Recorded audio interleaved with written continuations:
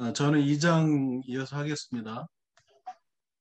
2장 제목이 리더의 교육과 팔로워의 교육이라는 제목이고요. 지식을 넘어 지혜를 만드는 힘이 어디 있는가? 이제는 진실을 깨달아야 한다. 당신이 학교에서 그렇게 오랫동안 배우고도 두뇌와 삶에 어떤 변화도 없었던 근본적인 이유를 알아야 한다. 당신의 자녀가 학교를 다니면 다닐수록 머리가 비상해지고 삶의 지혜가 쌓이는 게 아니라 두 눈의 총기를 잃고 지혜와는 거리가 먼 삶을 살게 되는 본질적인 이유를 알아야 한다. 학교를 부정하거나 다니지 말라는 의미가 아니다. 교사들이나 교육부에 돌을 던지라는 의미도 아니다. 이렇게 시작을 하는데요. 카를 비데식의 다른 교육이라는 내용이 나옵니다. 지금으로부터 약 200년 전 독일의 한 시골 마을에서 목회를 하던 목사님이죠. 카를 비테는 장차 태어날 아이를 성공적으로 교육하고자 플라톤, 에라스미스, 존 로클, 루소, 페스탈로치 같은 천재들이 집필한 교육 서적과 고대 그리스의 아테나와 로마의 교육에 관한 문헌들을 연구했는데 하나같이 19세기 당시에 독일의 교육과는 다른 교육을 이야기하고 있다는 사실을 발견했습니다. 그래서 카를 비테는 그 책들이 옳다고 판단하고 그 다른 교육에 따라 자녀를 키우기로 결심했습니다. 아이가 낳는데 첫째 아이는 죽었어요. 둘째 아이는 전응아로 태어났습니다. 그래서 하나님께 원망도 하고 그 부모, 어머니, 그 아내와 함께 많이 고통스러워했는데 그럼에도 불구하고 다른 교육을 받으면 천재가 될 수 있다는 확신을 갖게 되었습니다. 그래서 태어난 지 15일 된 아이에게 위대한 시인들의 시를 읽어주었습니다. 카를 비테 주니어의 두뇌는 위대한 천재들이 집필한 인문 고전을 지속적으로 접하면서 기적적으로 변했습니다. 그는 고작 9살에 라이프치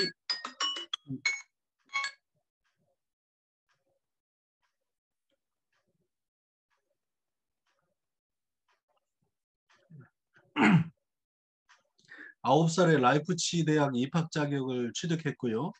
13살에 기센 대학에서 철학 박사 학위를 받았고 16살에는 하이델베르크 대학에서 법학 박사 학위를 받았습니다. 그리고 곧바로 베를린 대학 법학과 교수로 임명됐습니다. 20살도 안 돼서 법학과 교수로 임명되었습니다. 하버드 대학 교수였던 레오 위너는 한참이 지나고 나서 어떤 문헌에서 카를 비테의 자녀 교육에 관한 책을 읽게 되었습니다. 그 책을 읽고 크게 감명을 받았고요. 그 자녀 교육에 적용을 했는데 그 레오 위너의 아들 노버트 위너는 12살에 테프트 칼리지에 입학을 했고요. 2년 만에 졸업했고 14살에는 하버드 대학원에 입학했습니다. 18살에는 철학 박사 학위를 취득했고 이후 하버드 대학과 매사추세츠 공과대학의 교수가 되었습니다. 그리고 인공두뇌학이라는 새로운 학문을 창시했습니다. 그런데 지금 우리는 학교 교육을 받고 있습니다.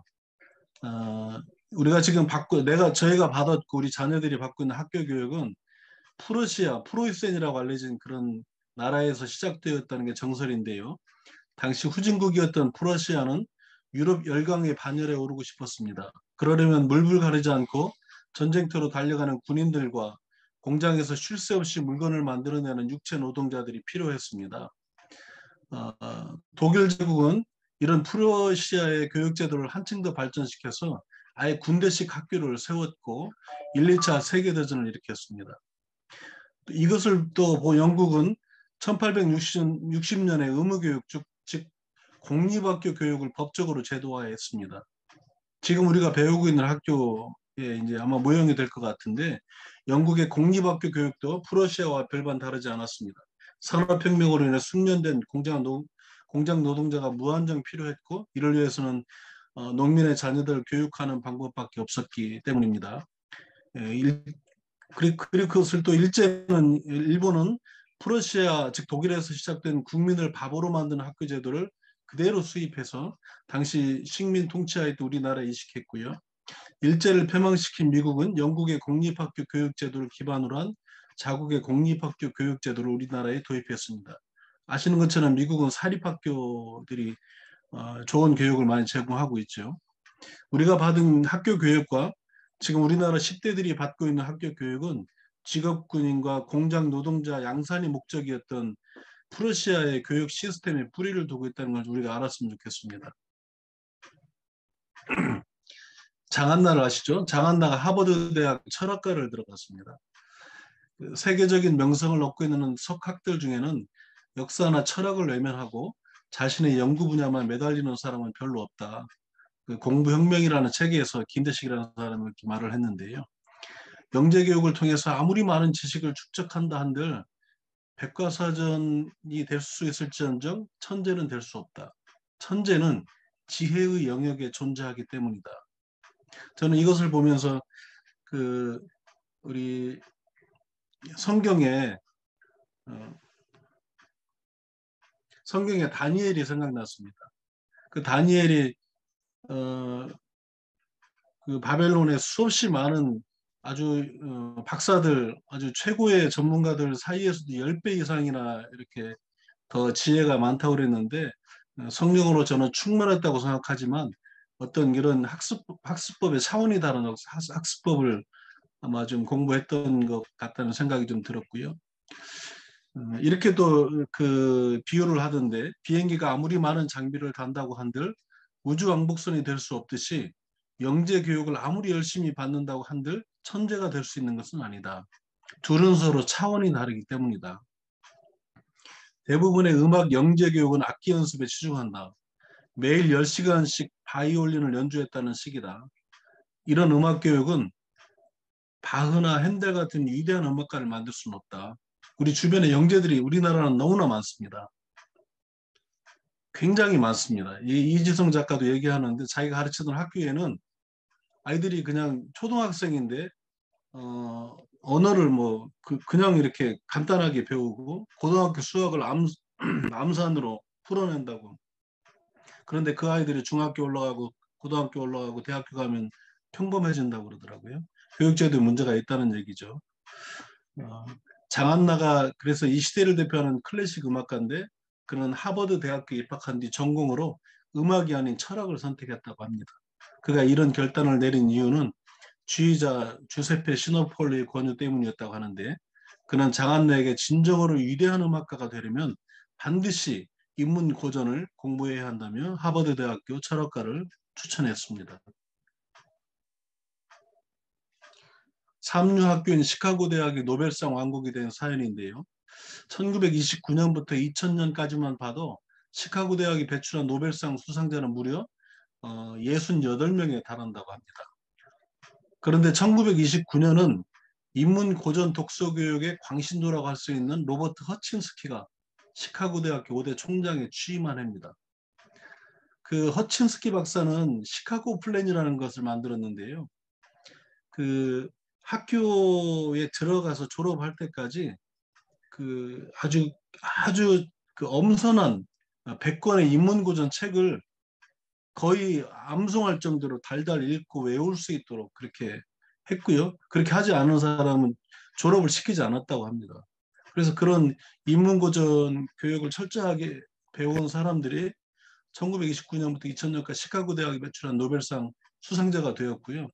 현재 미국에서는 동부 지역의 케인즈 학파가 미국의 1929년 이후에 30년 이후에 그 경제 공황을 해결하고 나서 미국의 상당한 수준의 그 경제학을 다 장악하고 있었는데 그 디플레이어가 스태그플레이션이 생기면서부터 그 케인즈 학파들이 그것을 해결하지 못했어요. 그래서 그것들을 해결하는 누가 해결했냐면 이 시카고 대학 그 삼류 대학이었던 시카고 대학의 노벨상 받은 경제학자들이 지금 미국의 경제학을 이끌어가고 있다고 합니다.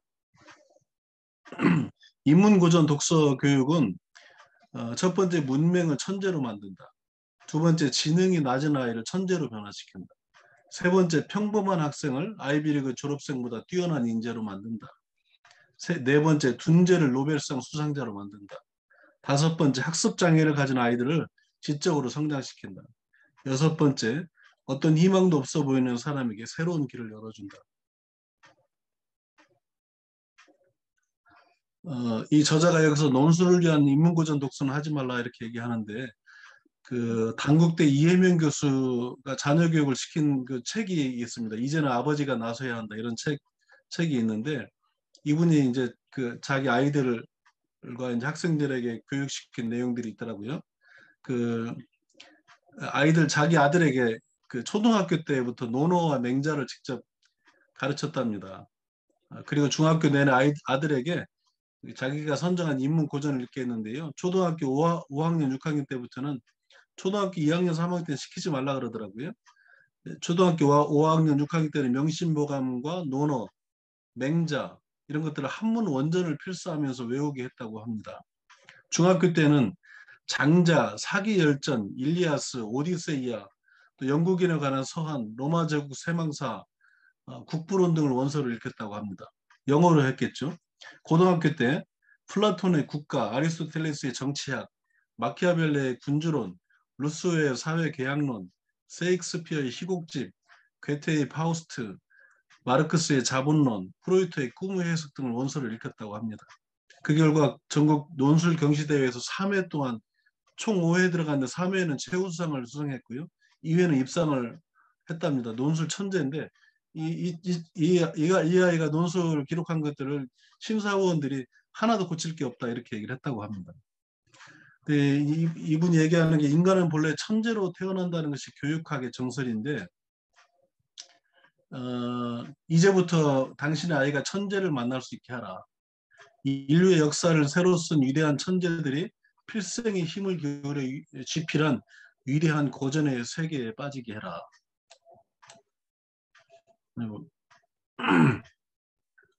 그러면서 첫 번째는 통독하게 해라. 두 번째는 정독하게 해라. 세 번째는 필사하게 해라. 네 번째는 자신만의 의견을 갖게 해라. 다섯 번째는 인문고전 연구가와 토론시켜라. 이런 과정을 통해서 어, 인문고전 독서 교육의 본질은 두뇌의 혁명적인 변화이다. 변화는 단 한 페이지를 넘기는데 하루 혹은 일주일 이상의 노력을 요하는 어려운 책들을 읽음으로써 이루어진다. 즉 자신보다 몇십 배 또는 몇백 배 높은 사고 능력을 가진 천재와 씨름하는 과정에서 얻어진다. 이 굉장히 중요한 내용인데요. 우리가 이 다른 것도 육체적인 어떤 걸 가지고 이렇게 변화를 가져가기 어려운데 우리가 이 인문 고전을 읽어야 되는 이유가 여기에 있다는 겁니다. 천재들이 우리보다 몇십 배 또는 몇백 배 사고 능력을 가진 천재들이 쓴 책을 보면서 그 책이 읽기가 굉장히 어렵죠. 굉장히 어렵습니다. 읽기 어렵습니다. 그리고 굉장히 노동하는 것처럼 어렵습니다. 근데 그런 과정을 거치면서 결국은 변화가 되고 내 뇌의 혁명이 일어난다는 거죠. 그래서 이해명 교수가 지금도 뭐 젊으신 분이에요. 단국대에서 학생들과 토론하는 것들이 있는데 여기 아이들과 함께 토론할 만한 도서들이 언어적으로, 사회적으로, 과학, 영어 이렇게 부분에 상중하로 나누어서 이렇게 해놓은 게 있는데 이거 제가 그 카톡에다가 공유할 테니까 한번 참고하실 수 있는 분들은 좀 참고하시고요. 행복한 천재, 인문고전 독서에 답이 있다. 지금까지 이렇게 인문고전이 좋다는 것을 얘기했는데요. 인간의 모든 것이 그렇듯이 인문고전 독서에도 결함이 있다. 인문고전 독서 교육을 통해 천재의 반열에 오는 존 스튜어트 밀이나 노버트 위너나 윌리엄 제임스 사이디스는 인문고전 독서 교육의 피해자이기도 했다. 정신질환을 앓거나 학교 및 사회 부적응으로 고생하거나 자폐증, 신경쇠약, 대인 기피증의 증세를 보이기도 했는데 이러한 실패 요인은 세 가지가 있다고 했습니다. 첫 번째는 과도한 교육을 받았다. 두 번째는 강압적인 분위기에서 교육을 받았다. 세 번째는 무신론에 입각한 교육을 받았다. 그런 반면에 카를 비테라 아까 두 번째 제가 말씀드렸던 카를 비테 주니어 인문고전 독서 교육을 통해 존 스튜어트 밀이나 노버트 위너나 윌리엄 제임스 사이디스 못지않은 천재가 되었지만 어떤 부작용도 겪지 않았다고 합니다. 그는 평생 가족 및 주변 친구들과 화목하게 지냈고 어디를 가든지 환영받았고 누구를 만나든 금세 친구가 되었다고 하는데 카를비데 주니어가 받은 교육은 첫 번째는 실컷 놀면서 교육을 받았다는 거예요. 두 번째는 사랑과 격려가 바탕이 된 교육을 받았다고 합니다. 세 번째는 하나님을 경외하는 분위기에서 교육을 받았다고 합니다. 그런데 인문고정 독서 교육이 실패하는 가장 큰 이유는 부모의 욕심이다. 카를 비테는 자녀에게 책을 읽으라고 하지 않았다. 대신 엄밀하게 선정한 인문고전이 가득 꽂힌 책장을 선물했다고 하고요. 두 번째, 특별한 경우를 제외하고는 아이가 하루에 2시간 이상 독서하는 것을 허락하지 않았다고 합니다. 세 번째는 언제나 사랑과 격려로 대했고 그가 아들에게 했던 말은 늘 칼을 넌 최고란다. 아빠는 내가 할 수 있다고 믿는다는 것과 같은 격려와 칭찬의 말이었다고 합니다. 네 번째는 인문고전을 뗄 때마다 아들의 친구들을 초대해서 축하 파티를 열어주었답니다. 다섯 번째는 무슨 일을 하든지 하나님의 영광을 위한다는 사명의식을 가지고 있었다고 합니다. 그는 늘 성경을 읽었고 수시로 하나님 앞에 무릎을 꿇었는데 부모의 그런 태도를 카를 비테 주니어는 늘 보면서 영향을 받았습니다. 자신의 천재성이 자기의 영광이 아닌 하나님의 영광을 위해 주어졌다고 이해를 한 것입니다. 이처럼 인문고전 독서교육은 하나님이 형상을 가진 고귀한 인간을 대상으로 하는 것입니다. 인간이라면 누구나 행복해질 권리가 있고 존중받을 권리가 있습니다. 인간의 행복을 침해하는 독서교육은 바람직하지 않습니다. 인문고전 독서교육의 진정한 목표는 자주적이고 행복하고 능동적인 인간을 만들어내는 것입니다. 저는 한 가지 적용을 하고 있는데요. 제가 배운 것들을 뭐 청년들이나 주변에 또 누군가에게 이렇게 가르치겠지만 저는 사실은 이런 걸 잘 몰라서 저희 자녀 교육을 제대로 못 시켰습니다. 늘 일만 한다고 아이들을 내팽개치고 뭐 다행히 아이들이 잘 자라주었지만 저희가 이전에는 저희가 손자 손녀 이렇게 우리한테 맡기면 내가 안 보겠다 이랬는데요. 지금은 우리 아이들이 손자 손녀를 나한테 저희가 맡길 수 있도록 그런 환경과 이런 그 미리 준비해야 되겠다. 그래서 우리 손자들에게 이런 인문 고전 교육을 좀 시켜야 되겠다는 그런 희망과 꿈을 가지고 있습니다.